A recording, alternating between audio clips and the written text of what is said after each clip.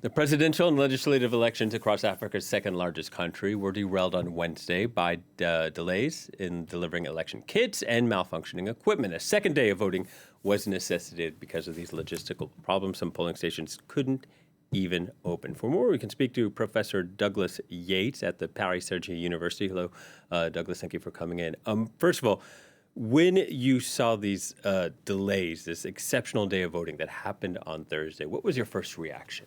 Well, this was foreseeable that there would be these kinds of problems. I've had the chance to do electoral observing in much smaller countries with much smaller populations, and trying to deliver ballots, trying to have electoral lists that are posted, that are complete, people having their cards. All of these kind of technical details of running an election are magnified in third world societies in equatorial Africa. So I expected that there would be a lot of problems, but nevertheless, I think we could congratulate Tshisekedi for holding an election, because often during the previous regime, they would keep delaying the elections on the pretense that they couldn't hold them properly. And it's probably better to hold a messy election than to delay them indefinitely. Do you think the population, the voters, would share that perhaps upbeat feeling that you have? No, but one thing is certain, is that the voters are expecting the winner of the election to assume or hold power. And so elections have become the only game in town. When Tshisekedi and his father were running in elections, everyone knew the Kabilas were in power. The Kabilas had not come to power through elections. They had come to power through coup d'etat. They toppled Mobutu, and they held on to power with the gun. Elections were plebiscites for the Kabilas.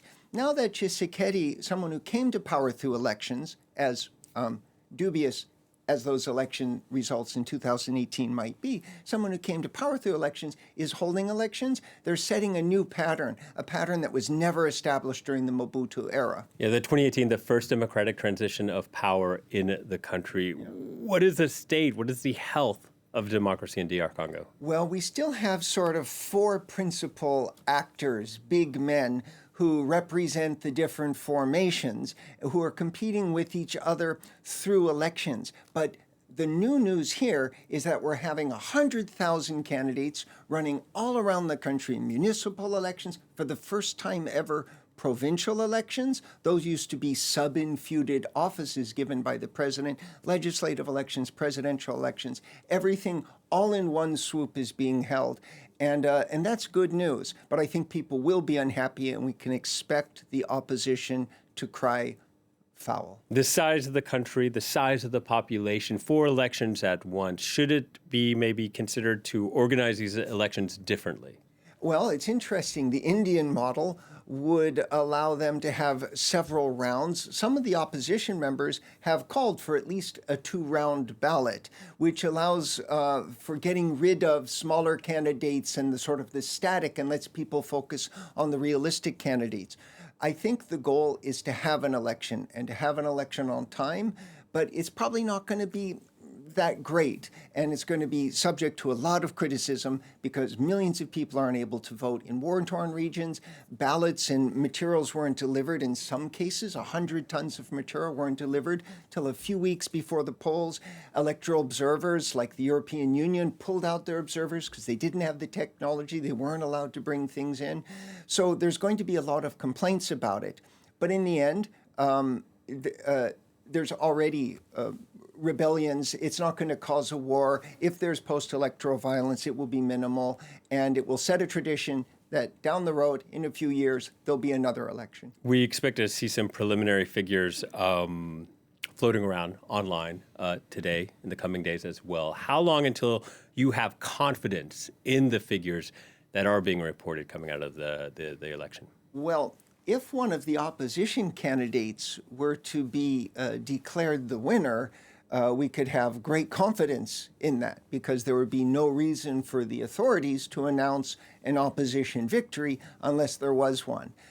what seems to be But that happening. would still maybe take weeks before all the ballot counting is done. Well, it's interesting. There's now the ability with the big Protestant church, with electoral observers, to have individuals show up with their telephones at the booths where the count is publicly taken and assemble preliminary figures.